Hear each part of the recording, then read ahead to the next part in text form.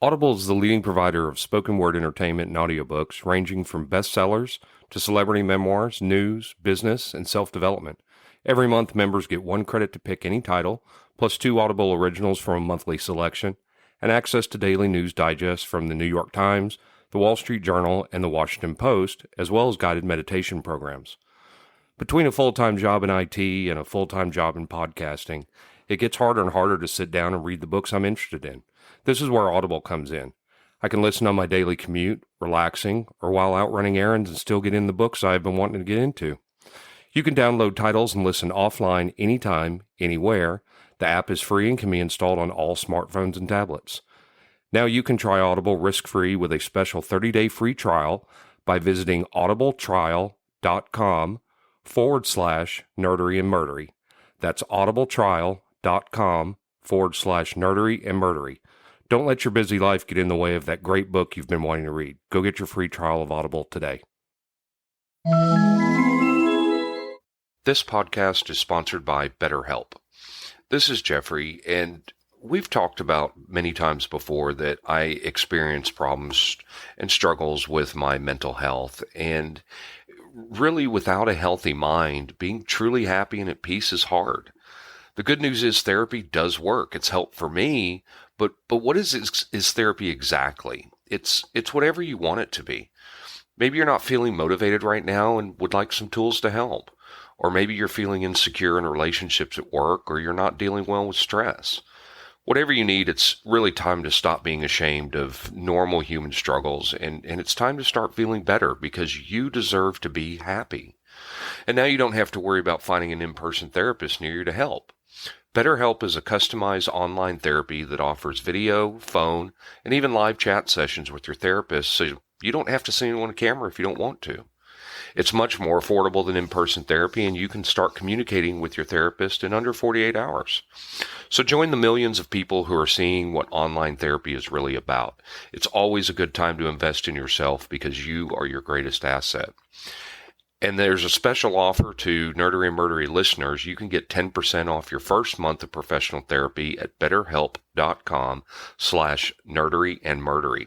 That's betterhelp.com/Nerdery and Murdery.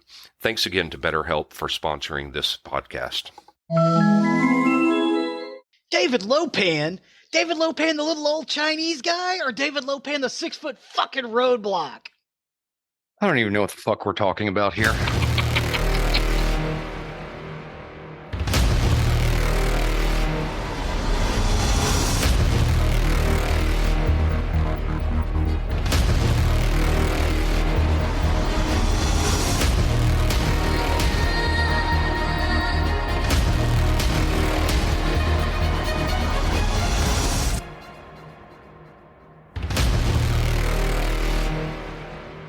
Welcome to episode 114 of Nerdery and Murdery. Big 114. This is Zig with your Nerdery. And this is Jeffrey with your Murdery. Welcome to another week of highs and lows, the ups and the downs, the good and the bad. Zig, what's going on in your world? I'm not a lot, working, getting some stuff done, getting ready for the Halloween time, that kind of thing. Yeah. A lot of fun, like that. Cree picked up a couple of disembodied feet and hands. We get those placed around the yard, so that's fun. Oh, fun. Well, Yes. well, early to have out Halloween decorations or whatever. I've seen Christmas decorations already up at Sam's. Why? I don't know. They got both Halloween and Christmas decorations up already. I don't know.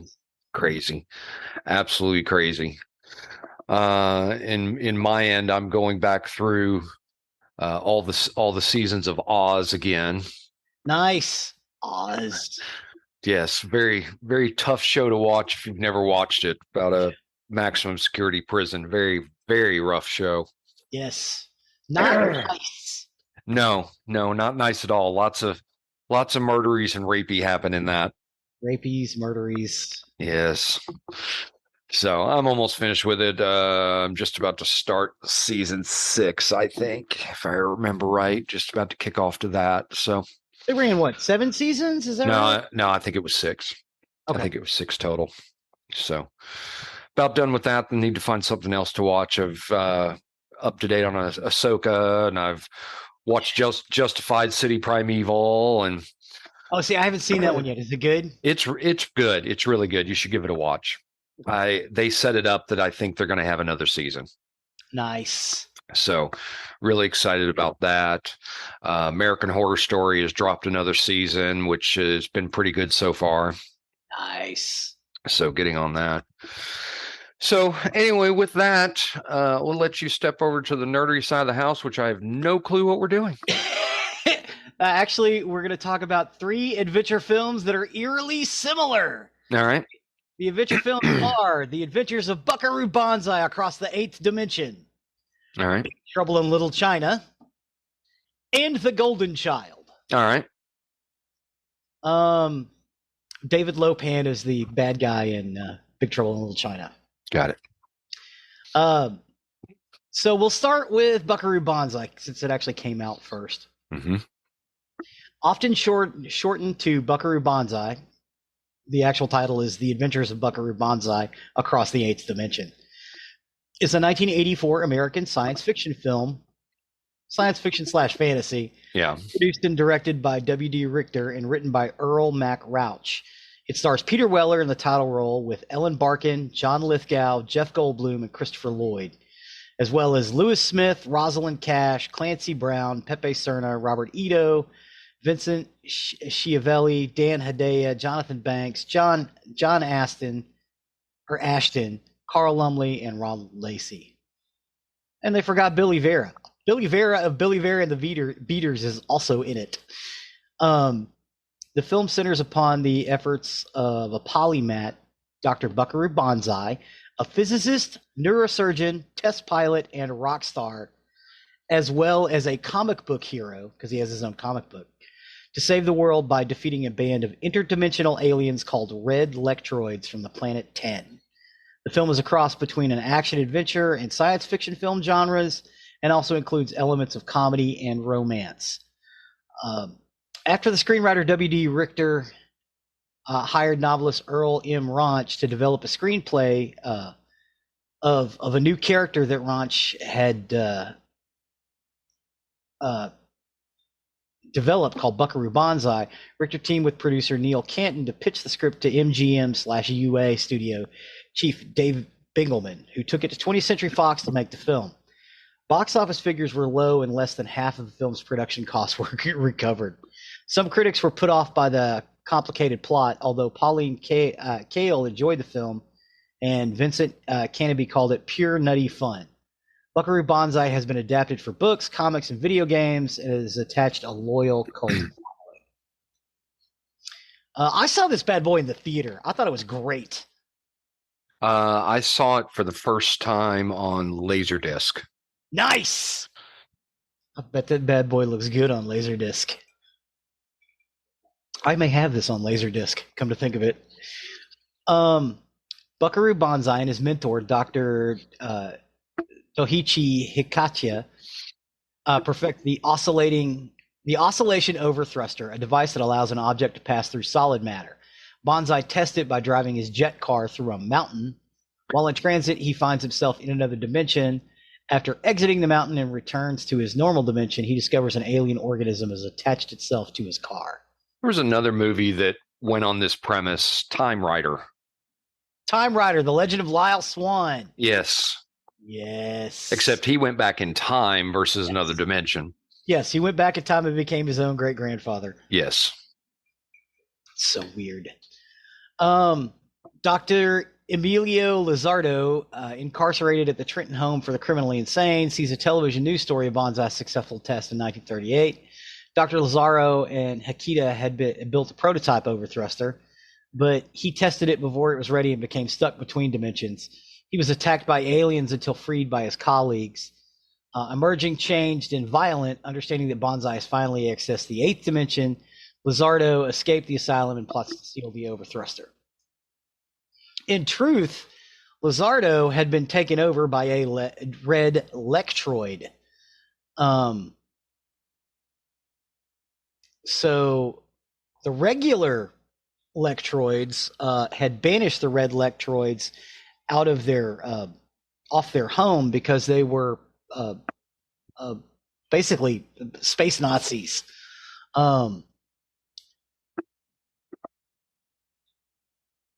So Banzai and his band, the Hong Kong Cavaliers, are performing at a nightclub when Banzai interrupts their musical intro to address a depressed woman in the audience, Penny Pretty. During a song he performs especially for her, she attempts suicide, which is mistaken as an assassination attempt on Banzai. After questioning her at the jail, he realizes she is his late wife Peggy's long-lost identical twin sister and bails her out. He then goes on to to perform brain surgery with a doctor who he asked to join him on tour. But when they show up to pick up the doctor, Jeff Goldblum, he's dressed as a cowboy. And then they get involved in this attempt by the red electroids who are on Earth, who are all named John, to take back Planet 10 and then take over the Earth. It's a very, very complicated plot. In 1974, W.D. Richter's wife read a review of Dirty Pictures from the Prom, the debut novel from Dartmouth College graduate and writer Earl McRausch, and recommended it to her husband. Richter, also an alum for Dartmouth College, read the book, loved it, and wrote McRausch a letter. The two men began corresponding. When the writer told him about his interest in becoming a screenwriter, Richter offered him an open-ended invitation to visit him in L.A., where he was attending University of Southern California and working as a script analyst for Warner Brothers. Years passed, and Richter became a successful screenwriter. McRausch took Richter up on his offer and arrived in L.A. Richter proceeded to introduce the writer and producer-director Erwin Winkler, who gave McRausch rent money for the next 6 months. And over several dinners, McRausch told Richter and his wife of a character named Buckaroo Bandy, about whom he was thinking of writing a screenplay. Richter and his wife liked the idea and paid McRausch $1,500 to develop and write it. And according to McRausch, his script was inspired by all those out-and-out, press the accelerator to the floor, nonstop kung fu movies of the early 70s. McRausch's original 30-page treatment was titled Find the Jet Car. Everybody thought it was kind of weird. An early draft titled The Strange Case of Mr. Cigars was a huge robot in a box of Adolf Hitler's cigars, which Hitler didn't smoke. So anyway, he shelved his work for a few years where he wrote for the New York Times and Martin Scorsese and other produced screenplays. In 1980, Richter talked with producer Frank Marshall and Neil Canton about filming one of his screenplays. And out of this meeting, Canton and Richter formed their own production company and decided that Buckaroo Banzai would be their first film. So they go on to produce Buckaroo Banzai, and it doesn't do really well. And they got a lot of good people. I mean, the cast is great. Costume designer Augie Gerard Rogers, who designed costumes for Return of the Jedi, American Graffiti, and The Conversation, as well as working on Invasion of the Body Snatchers, the newer one with Donald Sutherland and Leonard Nimoy. Rogers gathered Gianni Versace, Perry Ellis, and Giorgio Armani sports jackets, suits, and ties for the Hong Kong Rangers. So that's why they always look so cool. It was cutting edge stuff. And one of the auditions for the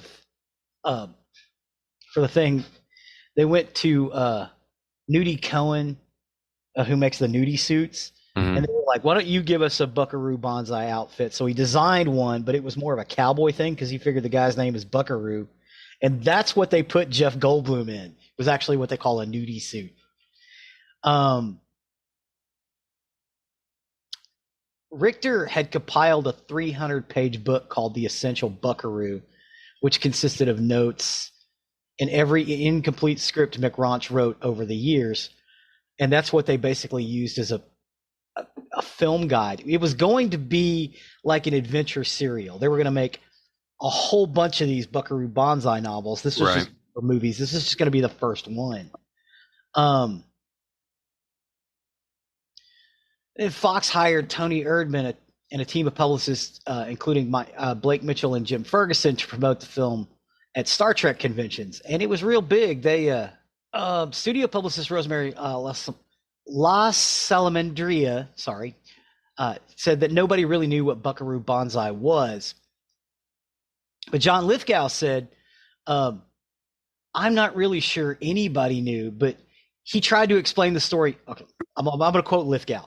I've tried to explain the storyline to people, and it takes about an hour. I mean it. It's that complicated, but it's terrific. Every time I tell people about it, I get so excited that I end it by saying, Buckaroo Banzai, remember where you heard it first. So Lithgow was actually really playing this up because he really loved the show. It was originally scheduled to be released on June 8th, 1984, but was pushed back to August 10th, and it opened on 236 screens and faced stiff competition against the likes of Star Trek III, The Search for Spock, which also had Christopher Lloyd in it, and Indiana Jones and the Temple of Doom, and Ghostbusters. So yeah, they all came out that same weekend.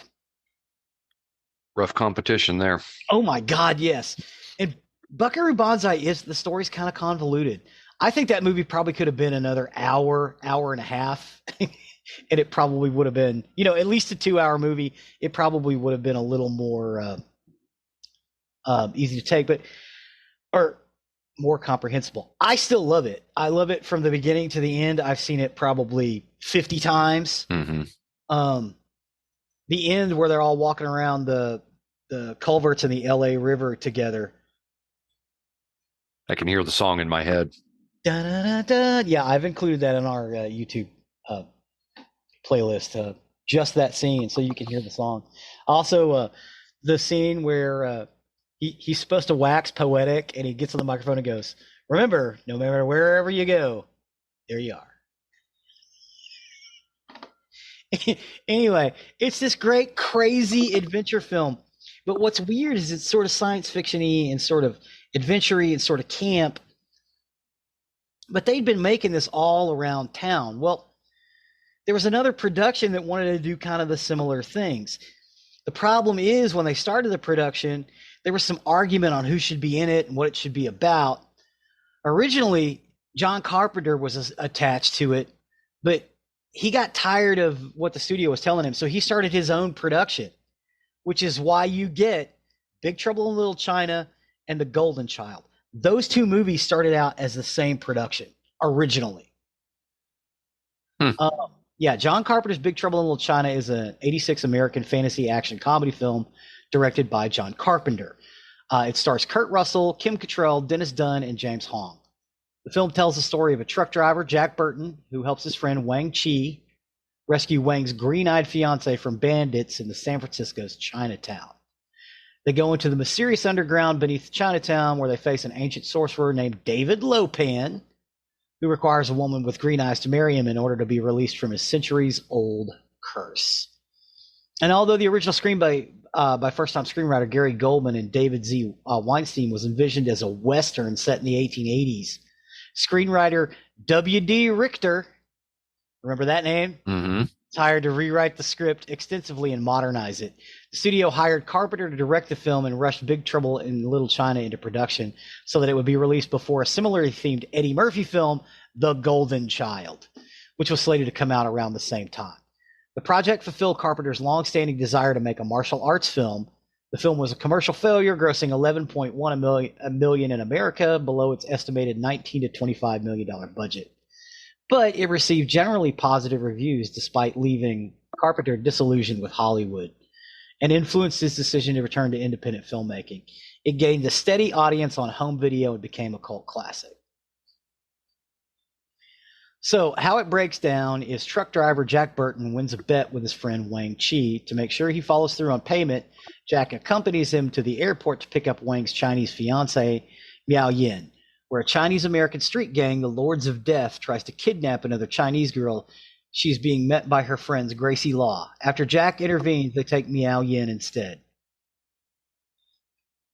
Jack and Wang track the Lords of Death to Chinatown, where they find a funeral procession that erupts into a battle between the Chang Sing and the Wing Kong, two ancient Chinese warrior societies. When the three storms, thunder, rain, and lightning, warriors with weather-themed powers appear, slaughter the Chang Sing, Jack attempts to gun his big red his big rig through the crowd, but runs over David Lopan, a man directing the three storms. Horrified, Jack exits his truck but finds Lopan unhurt and glowing with magic. Wang hurriedly guides Jack through the alleys and they escape, but Jack's truck is stolen. This is basically where the show starts. It just gets weirder and weirder and weirder. The first version of the screenplay was written by first-time screenwriter Gary Goldman and David Weinstein. Goldman had been inspired by a new wave of martial arts films that had all sorts of weird action and special effects shot against the background of ancient Chinese mysticism and modern sensibilities. They had written a Western originally set in the 1880s with Jack Burton as a cowboy who rides into town. Goldman and Weinstein envisioned what amounted to a weird Western in this case, combining Chinese fantasy elements with an Old West setting. They submitted a script to Taft Entertainment Pictures executive producer Paul Monash and Keith Barish during the summer of 1982. Monash bought their script and had them do at least one rewrite, but still did not like the results. He remembers the problem came largely from the fact that it was set in turn-of-the-century San Francisco, which affected everything, style, dialogue, and action. Goldman rejected a request by 20th Century Fox for a rewrite that asked for major alterations. He was angered when the studio wanted to update to a contemporary setting. The studio then removed the writers from the project. However, they still wanted credit for their contributions. The studio brought in, at this point, W.D. Richter, who had basically delved into this sort of thing. But he used Rosemary's Baby as a template, presenting the foreground story in a familiar context, rather than the San Francisco of the turn of the century, which distanced the audience immediately. But then underground, you have a much better chance of making direct contact with the audience. So it basically, you've got San Francisco of modern day, but when you get into this world, you basically cross a threshold, like going underground, where everything gets weird and strange. There was a Writers Guild of America determined the written by credit would go to Goldman and Weinstein and not to Richter himself, even though he basically rewrote. Hong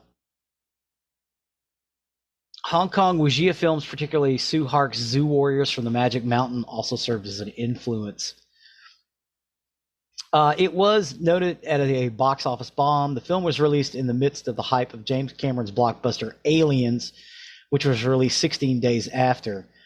But on the DVD commentary of Big Trouble in Little China, Carpenter and Russell discussed that among possible reasons for the film's disappointing box office gross, they couldn't figure out why more people didn't want to see it, because that movie's a lot of fun.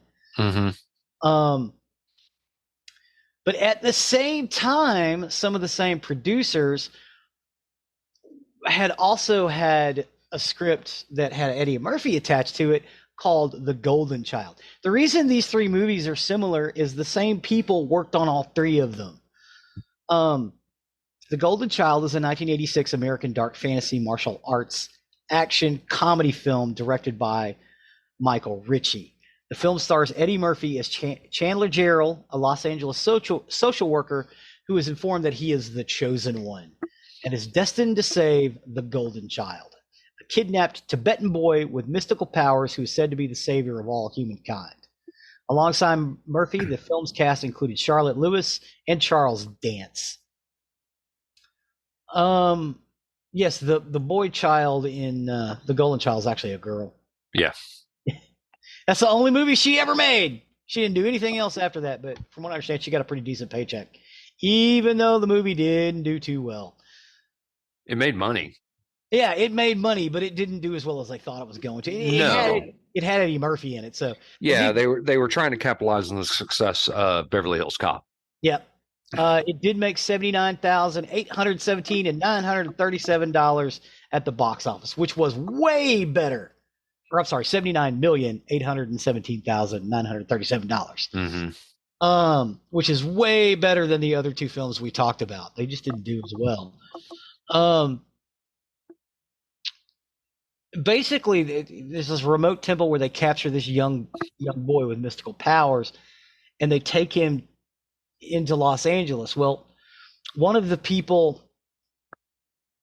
who was there to protect him, they sent her to find the kid, and when she gets there, she realizes she needs help. So she tracks down the social worker who whose job it is basically to track down missing children. That's what Tyler Gerald does.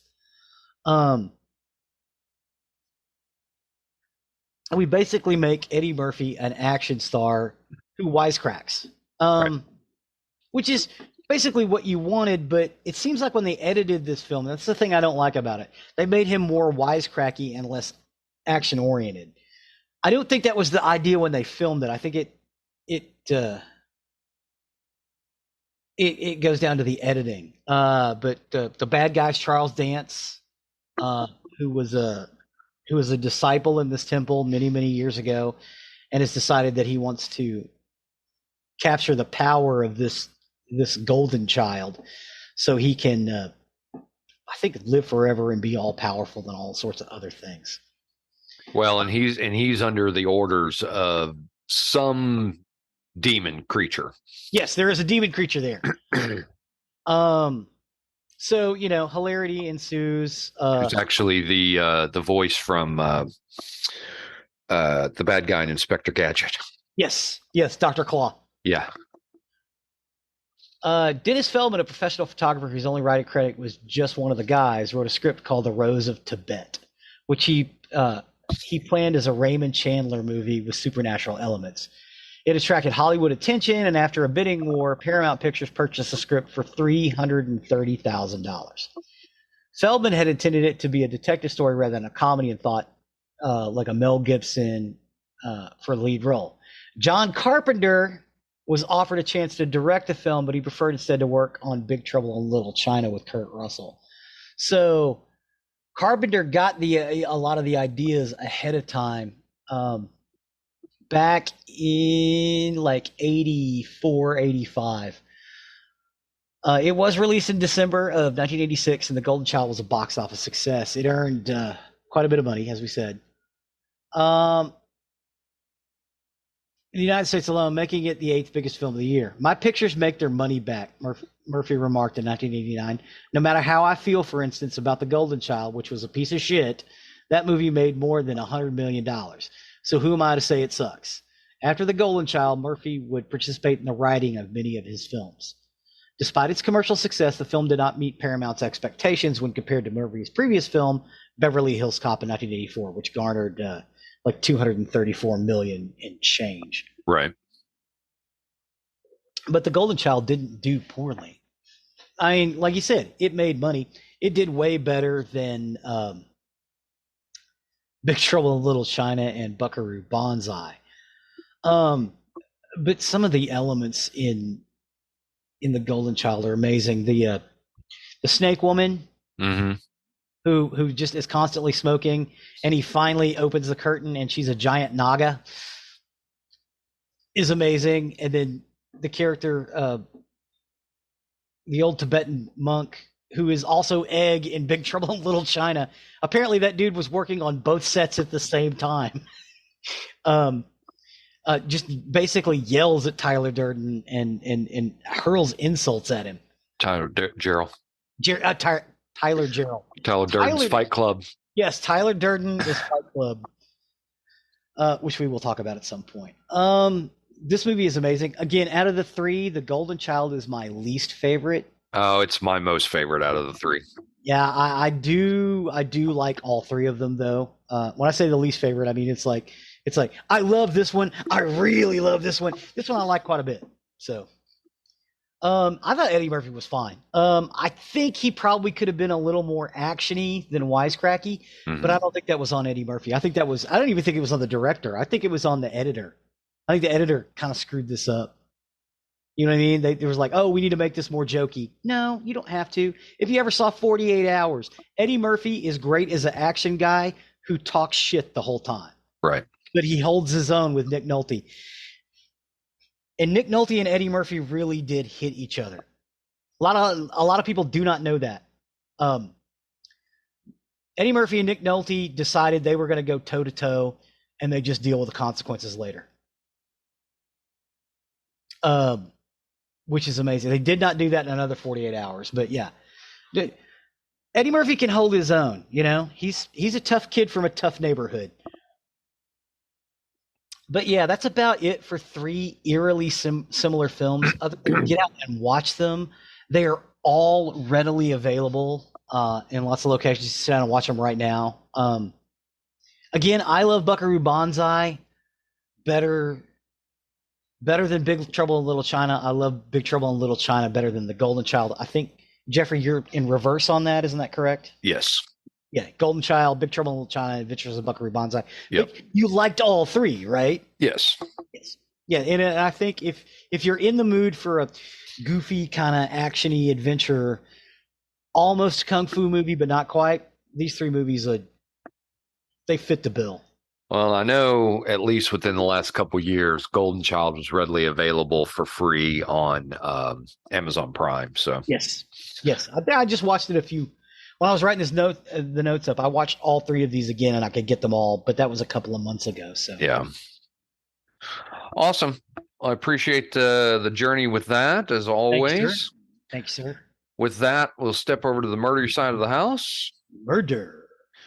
For today, I got my information off Mental Floss, Wikipedia, and Allocation, and this is the story of the Red Barn murder. The Red Barn murder. Yes.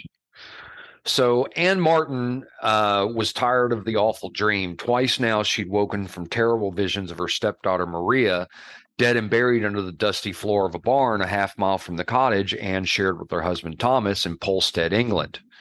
Oh, wow. At first, Anne believed it was just a bad nightmare. To interpret it otherwise was irrational claptrap, but when the dream returned, she started to have second thoughts.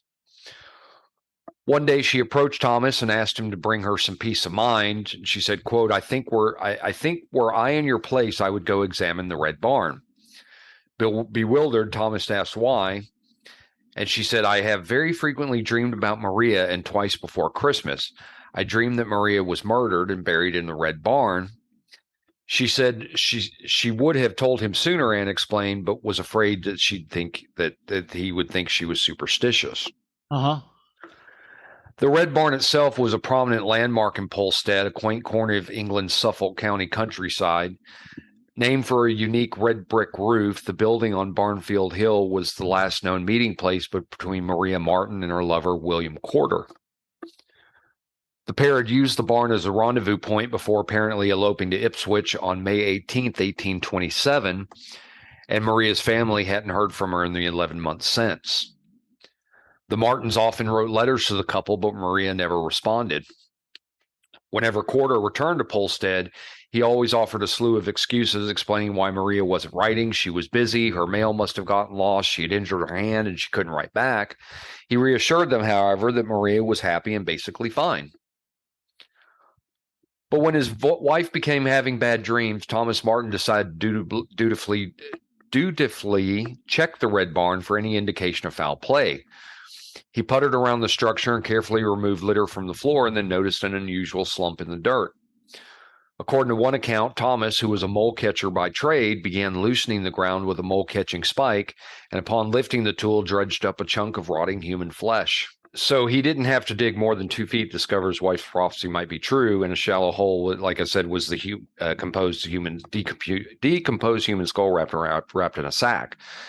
It had long hair and a green handkerchief around its neck, and upon seeing the body, Thomas refused to dig any further. He started for home.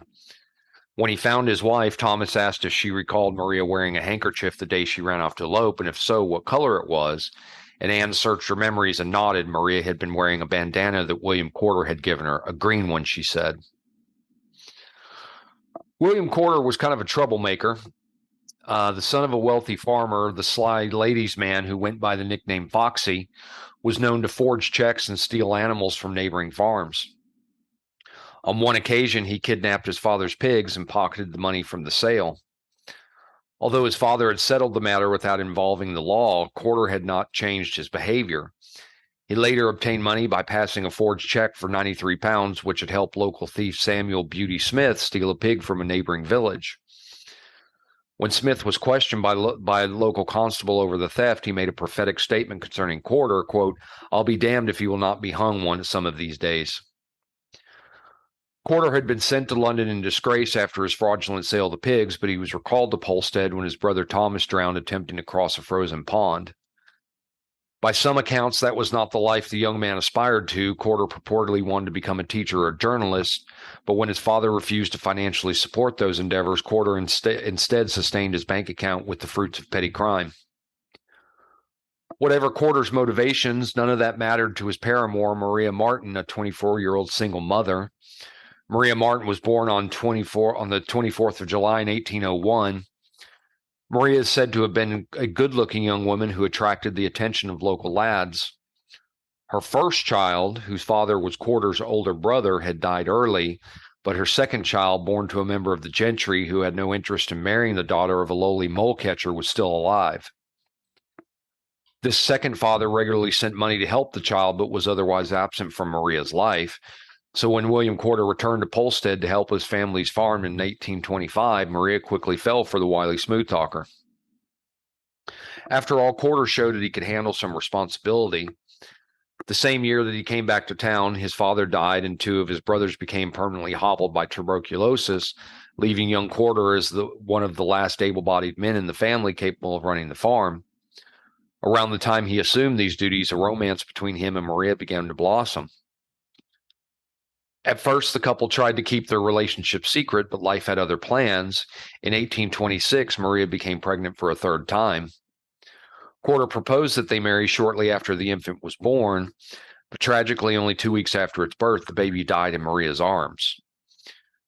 Maria's father and stepmother carefully placed the lifeless infant in a box and wrapped it in a napkin, and Corder promised to bury it somewhere safe. Corder also promised that he still wanted to marry Maria, child or not. There was one just stipulation. He said it had to happen soon. According to Corder, rumors were floating that the constable was going to punish Maria for having a third child out of wedlock. Called bastardy, the crime was punishable by public whipping, so in other words, they had to elope. Corder initially suggested that they elope on the Wednesday evening, but later decided to delay until Thursday evening. But on Thursday, he was again delayed. His brother falling ill is mentioned as the reason in some sources, although most claim that all his brothers were dead by this time. Around noon on May 18, 1827, Corder ran to the Martin College and told Maria it was time to go. The constable, he said, was prepared to arrest her at any moment, and Maria began to sob. Meanwhile, Maria's sister Anne noticed that the young man was carrying a gun, and she recalled, "He told me not to meddle with it as it was loaded." To avoid capture, Corder told Maria to dress in disguise and handed her a men's waistcoat, a hat, and a pair of trousers and a green bandana. 1826? Uh-huh. Yeah, with a flintlock. Yeah. Yep. Yeah, you'd load those up so you didn't have to load them later on. He placed the rest of her clothes in a bag and told her to meet him at the Red Barn down the road where she could get dressed in her own clothing. Afterwards, they'd free to Ipswich and get married. Corder then slipped out the front door and Maria in male costume left out the back, but she was never seen again.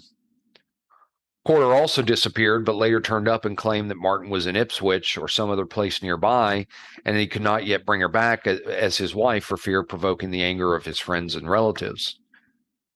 The pressure on Corder to produce his wife eventually forced him to leave the area, and he wrote letters to Martin's family claiming that they were married and living on the Isle of Wight, and he gave various excuses for a lack of communication, like she was unwell, she had hurt her hand, or the letter must have been lost.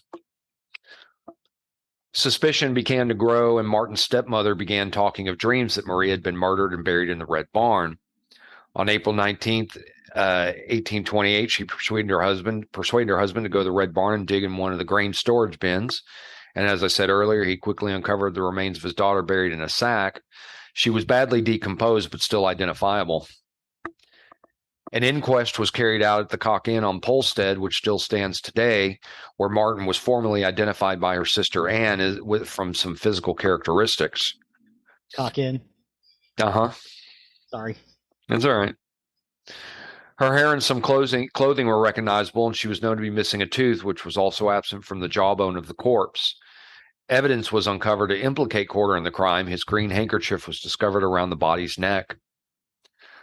11 months after she left, the police found William Corder married to a different woman and running a boarding school for girls in West London. Corder was easily discovered as Ayers, the constable in Polstead, was able to obtain his old address from a friend. Ayers was assisted by James Lee, an officer of the London police, who later led the investigation into, quote, Spring-Heeled Jack. They tracked Corder to Eerily Grove House, which was a boarding house for ladies in Brentford. He was running the boarding house with his new wife, Mary Moore, whom he had met through a Lonely Hearts advertisement they had placed in the Times, which would receive more than 100 replies.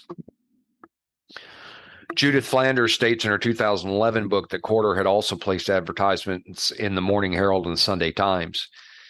He received more than 40 replies from the Morning Herald and 53 from the Sunday Times that were never picked up, and these letters were subsequently published by George Foster in 1828.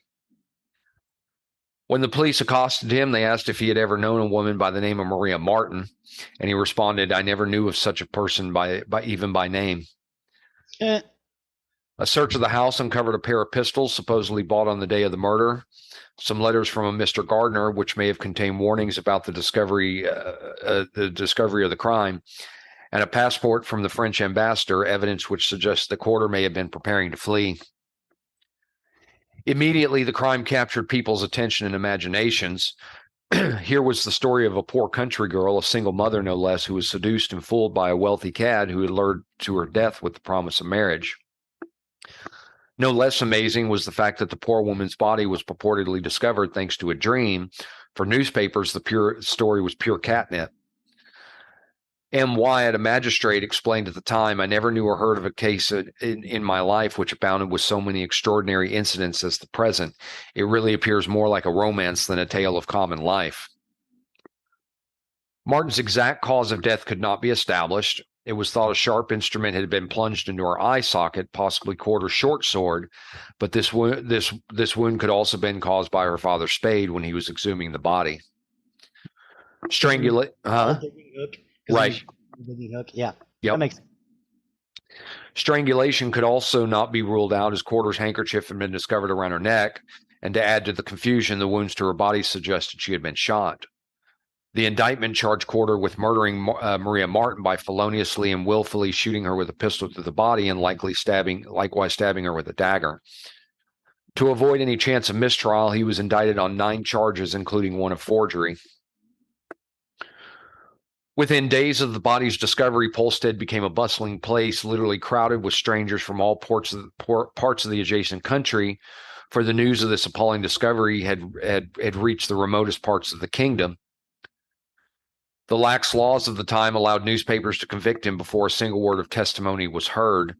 He was denounced as a vicious killer from pulpits and in puppet shows. Through song, he was pronounced guilty as sin. Judge Alexander, who presided over the trial, was not happy with the media's conviction of the accused. He said the coverage was to the manifest detriment of the prisoner at the bar. In fact, as Corder sat in jail, Polstead would hold its most well-attended summer fair in ages, with amusements that included roving ballad singers and theatrical productions, all telling sensationalized versions of the Red Barn murder story.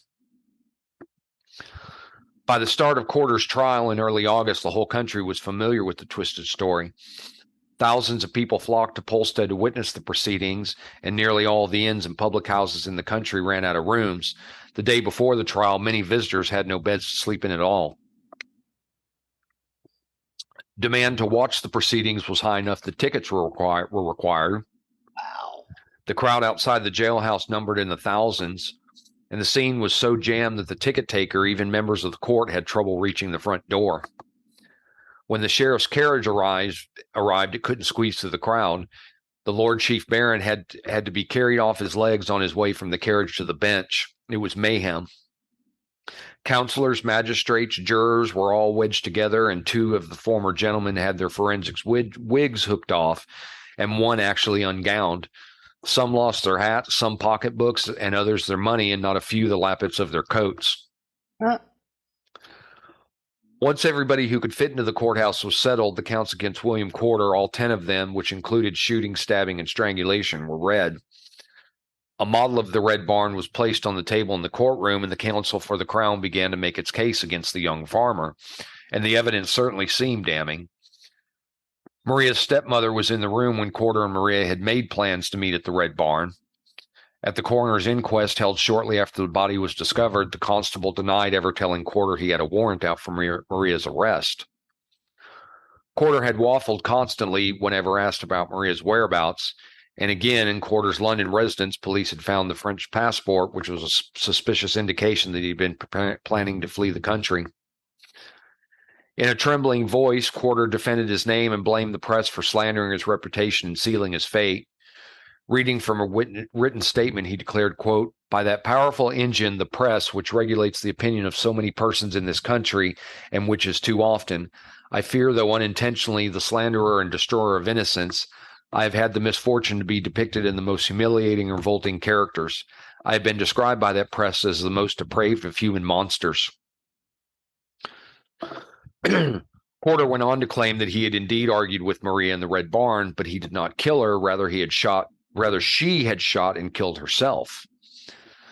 The young man claimed that he had panicked and buried Maria as well as he was able.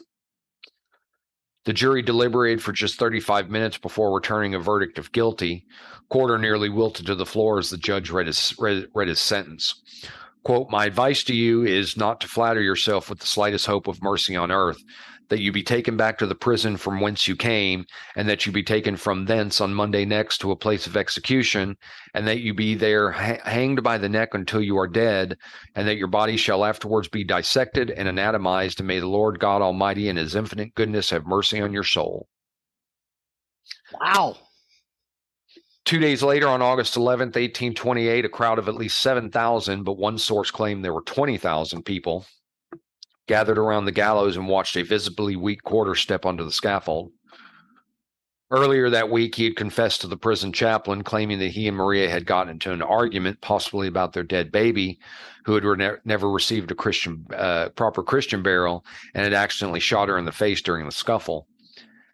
As Corder stared out to the crowd, the air fell still. He said, quivering, quote, "I am guilty. My sentence is just. I deserve my fate, and may God have mercy on me." A cap was then draped over his face, a rope was tied around his neck, and gravity did the rest.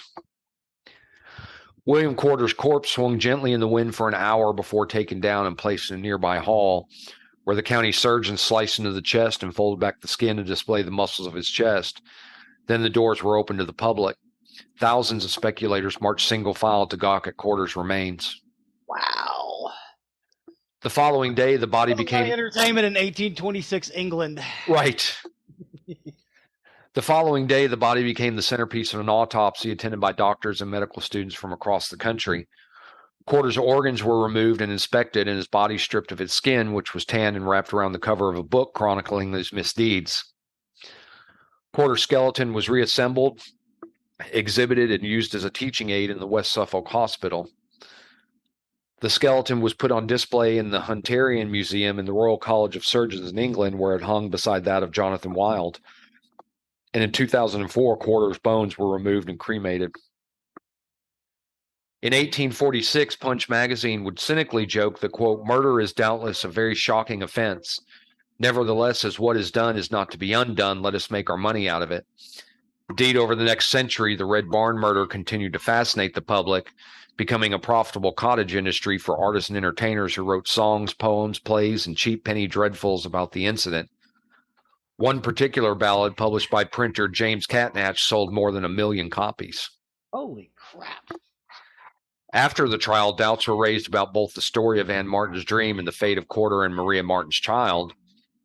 Anne was only a year older than Maria, and it was suggested that she and Corder had been having an affair, and the two had planned to murder the murderer to dispose of Maria, and so that it would continue without hindrance.